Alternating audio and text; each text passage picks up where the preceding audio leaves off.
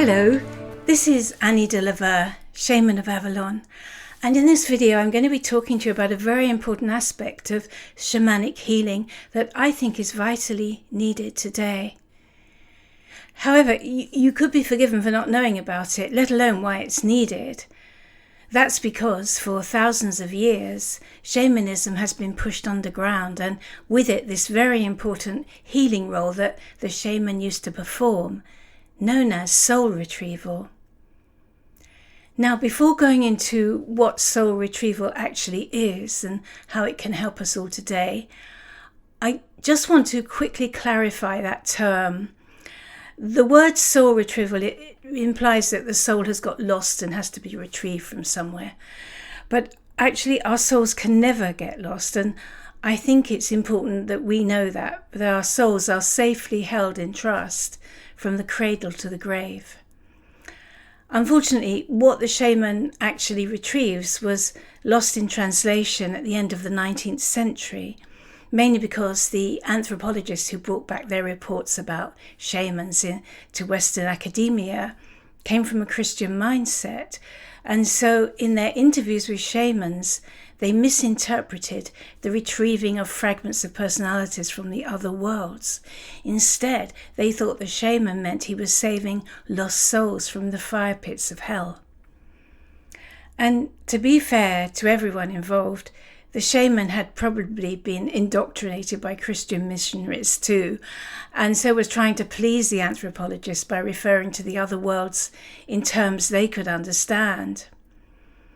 Unfortunately, though, ever since the publication of Dante's Divine Comedy in the 14th century, the lower and upper worlds of the shaman have become firmly ingrained in Western minds as heaven and hell.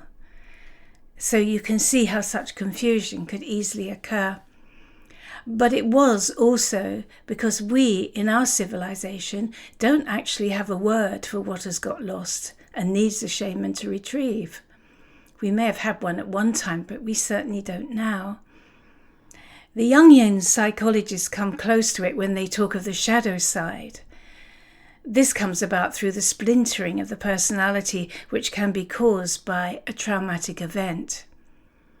But otherwise, it doesn't really capture the idea of a part of ourselves that, due to the unbearable pain of existence, projects itself off into another dimension and then gets stuck there. We humans have a tendency to use this sort of astral projection of parts of ourselves as a coping mechanism, and the strategy works as a means of self-protection in that moment of time. It's a bit like what yogis do when they lie on a bed of nails. They astrally project themselves to be somewhere else, so they don't have to feel the pain of the nails going into their physical body. Some firewalkers also use that technique when they're walking over hot coals. But over time, the more we have to perform this maneuver, the more we become quite discombobulated, to the point that we're unable to deal adequately with what's in front of us. So much of our personality is now somewhere else that we're in a state of disassociation. There just isn't enough of us left here, grounded in the physical, for us to be able to successfully navigate our lives. So we can end up feeling that nothing is working for us anymore. It's why we live in a world today of so many who seem to be in a sort of daze, like zombies.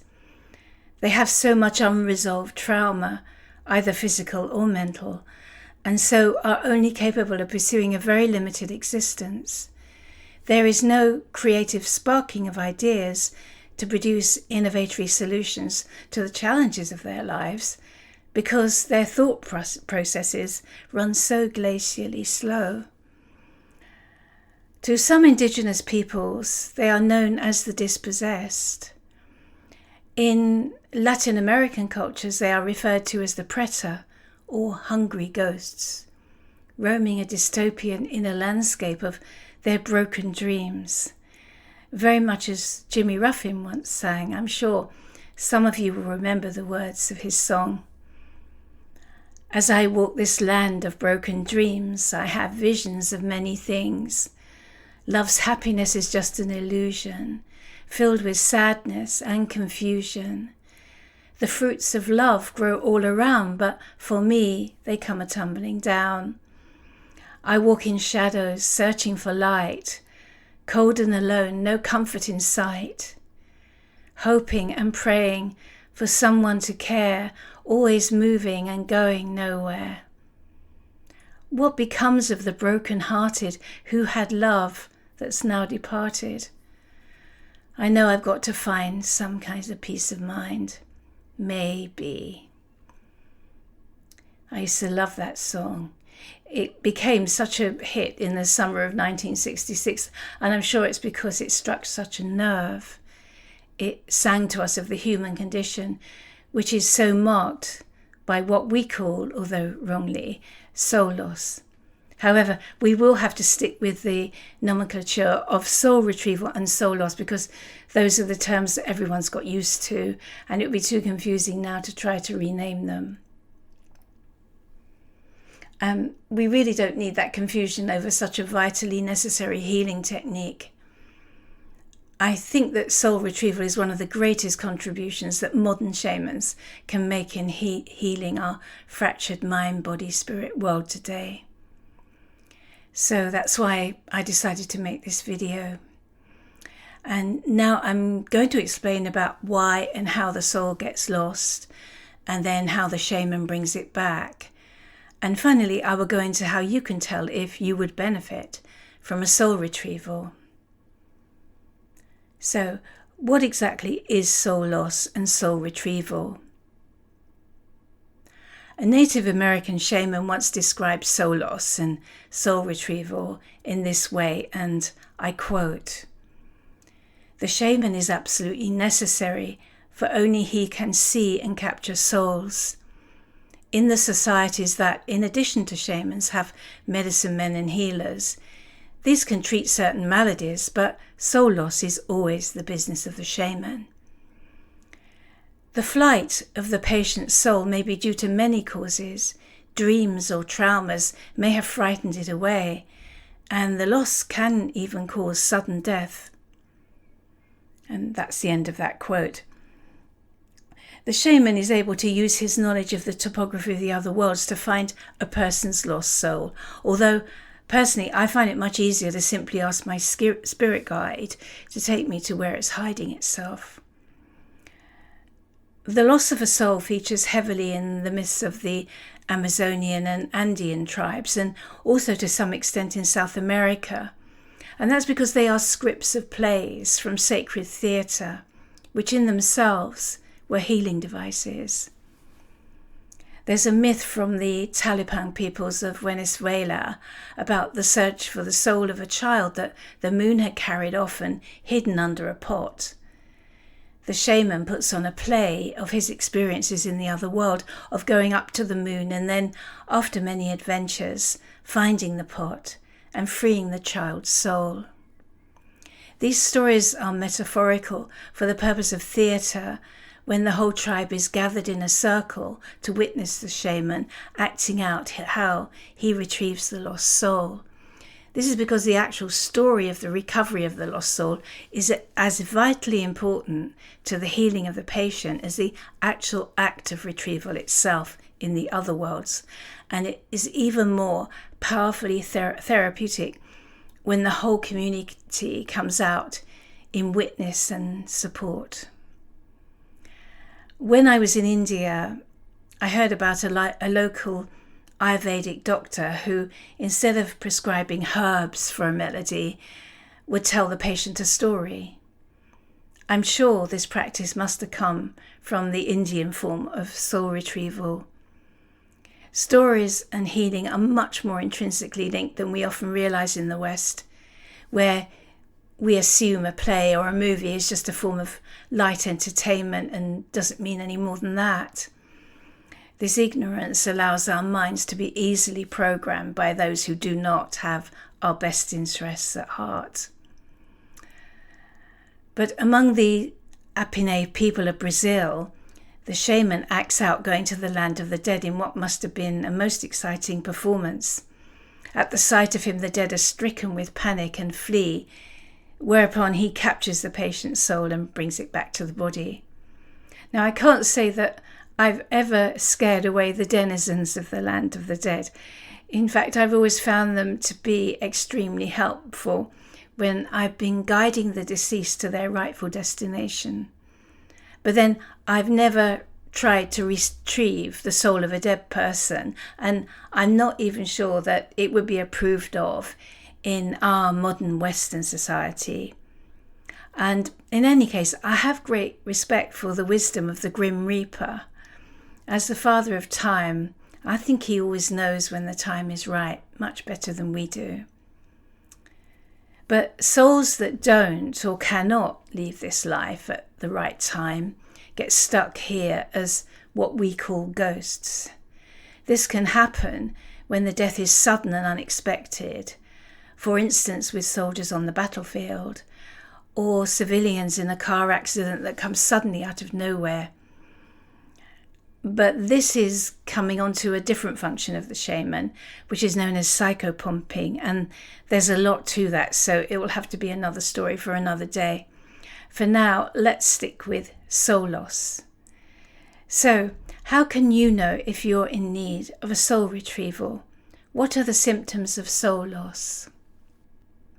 My own practice of soul retrieval is more in line with how Robert Moss, the author who writes about lucid dreaming, describes here about how the loss of the soul affects the lives of the living and how it can be retrieved.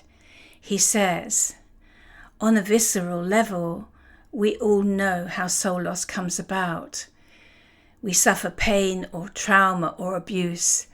We are overwhelmed by grief or guilt or shame. And part of us goes away because it doesn't want to stay in a world that seems so harsh and cruel. We feel compelled to make a wrenching life choice, like leaving a partner or a job or a home that we love, and a piece of us resists that choice and parts company with our dominant personality, clinging to the old relationship or the old place. Soul loss deepens when we fall into depression or addiction, or make compromises with the world as we understand it, giving up on our big dreams of life. Lacking the courage and confidence to make that creative leap or to trust ourselves to love, we wimp out, and part of our bright spirit, disgusted with us, goes away. He then goes on to say, good analysts and therapists can help us to recognize parts of ourselves we've repressed or denied, including the famous shadow, the term especially favoured by Jungians, for what we have tried to relegate to the basement of personal unconscious because we'd rather not own it as a part of ourselves. But the shamanic concept of soul loss reaches further. It recognizes that soul healing is not only about retrieving and integrating aspects of the self that we have buried or denied. It is retrieving pieces of soul that have literally gone missing and need to be located and persuaded to return and take up residence in the body where they belong. Moss then goes on to add that in his own practice, he's identified 5 different forms of symptoms or complexes of symptoms which indicate that a soul retrieval may help. They are loss of vital energy, which is like ME or chronic fatigue, loss of younger self, that's feeling old before your time, loss of animal spirits, which is feeling separate to nature, loss of ancestral soul, in other words, feeling alienated from the ancestors or from our natural tribe, and loss of connection with the greater self. And this is described by poets as the archetypal wasteland. Our life is like a desert, barren and arid and devoid of life. There is a further symptom that I've identified in my practice, which could be called continually revisiting the scene of the crime. And so I'll explain it here. A good example of that is when the soul loss occurs through the trauma of abuse from a loved one. Even though they may have managed to escape the violent situation, the person may continually find themselves after that in serial relationships with abusers. It's almost as if they keep attracting to themselves the same unhealthy relationship over and over again, the identical patterns of adverse life events, because they feel they need, if only at the subconscious level, to keep revisiting the scene of the crime in order to discover what they've lost. And so next I'll come on to how does the shaman actually retrieve someone's soul? Well, he or she goes into trance, usually by the beat of a drum, and journeys to meet with their spirit allies, who then guide the shaman to where the soul or soul part has lodged itself in the other worlds. When the shaman finds it is the same physical age and form as when the soul part fled. So sometimes it's very young and it's afraid and needs to be persuaded that it really is now safe to return. So the shaman can hopefully do that, and then he or she returns with it and blows it into the client's body. As I mentioned before, shamans know the terrain of the other worlds and of certain key places that are often go-to refuges. For instance, if the soul fled for some reason during childhood, it could well have ended up in what we've come to call the cave of the children. We find children here who are often victims of such emotionally and physically painful abuse that it was intolerable for them to stay in their bodies, and so they just fled. In fact, the story of Peter Pan provides a good metaphor with the lost boys of Never Never Land, and the little boy who refuses to grow up is a very good allegory for someone who experiences soul loss, where often there is arrested psychological development. In fact, psychologists refer to this as the Peter Pan complex. In visiting the cave of the children in the other worlds, I found the inspiration to write the chapter in my book, The Bright World of the Gods, about a cave of lost children who had become disembodied and stuck there on the astral planes because they had been so badly traumatized and abused. But they were not safe in the cave. One of them had to be sacrificed every day on an altar-like rock out at sea to be a feast while still alive for the terrifying saber-toothed half-lion, half-serpent Queenators. I use this metaphor because it is really how we are when we have a part of ourselves stuck as a child in the cave. We went there for protection, but we are not safe because back here on earth, a vital part of us is missing. So we're not able to operate our lives with full intelligence and awareness, and thus so often run afoul of those who would make a feast of us. Another place we shamans sometimes get taken to by our spirit guides during a soul retrieval is what's known as the ocean of souls. And so that features in the Bright World of the Gods too. In fact, many of the locations I visit in the other worlds end up in my books, and particularly in the trilogy of the Glastonbury Chronicles. These places really do exist, just not in this world. Anyway, once the soul part is located, we bring it back to our client and reintegrate it into their body, who, by the way, in case you were wondering, does not have to visit any of these strange and surreal locations, but can just relax and doze off if they want to, while the shaman does all the work. So I hope this has gone some way to explaining a little about soul retrieval and who needs it and why and how it works. But do ask if something doesn't make sense. You're welcome to leave a question in the comments.